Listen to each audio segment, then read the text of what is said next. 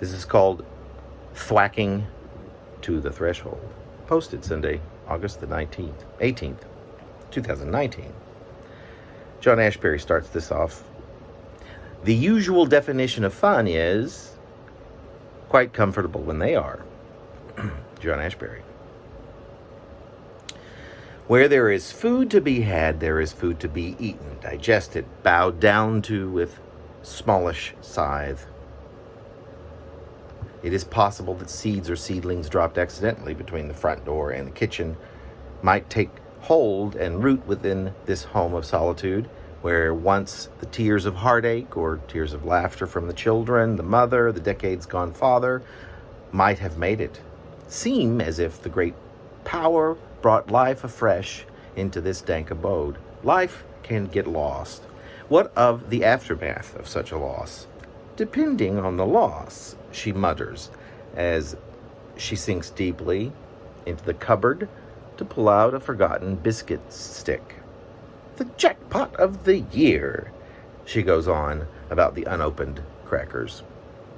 Salt on the wound, salt on the sea, salt on the chops, and if lucky, a winter cube for the battle axe, dry of but a trickle of milk for over a year now, which she still sees through her cataracts as the heifer, a gift from a long-gone pastor of a now non-existent church. Unless the husks of corn steaming through a long-forgotten purgatory be a congregation, an existence in search of the next set of poor souls that trudge through the hollow and descend onto this lost stretch of flat, expansive scalp of land with its thinning, dun-colored, gently swaying, uncut stubble. That hag of a heifer who'd given but that trickle for over a year now. Ah, but she had her golden years, her udder swollen, butter and milk for the ages, even a few delicate cheeses. She almost grins, almost cries. Her 5 grown children, there were 2 additional that were stillborn and 1 dead of the cancer, not even a toddler.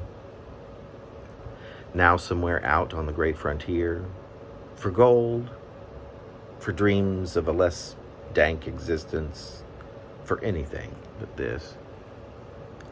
She looks askance toward the bolted door, never knowing anything but the dank, and therefore knowing nothing of dank, the odor of its mildew and mold, the sour luster with which she has always inhabited without judgment. She walks the distance between kitchen and door, toenails hitting the dirt floor of her home, the home where she has lived alone for some 11 years now, her toes so curled from the years spent threshing for existence, for subsistence.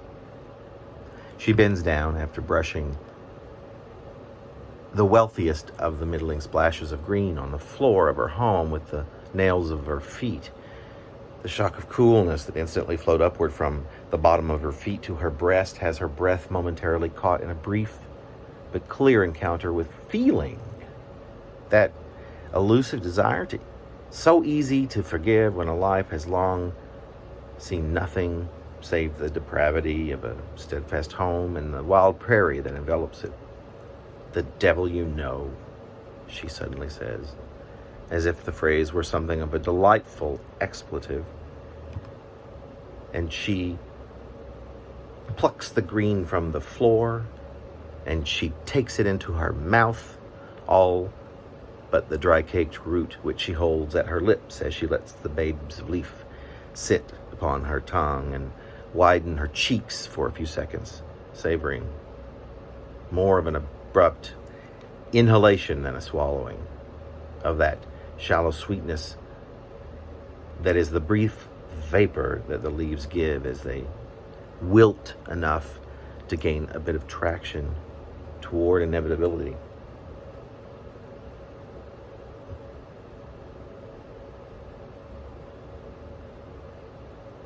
What do you think?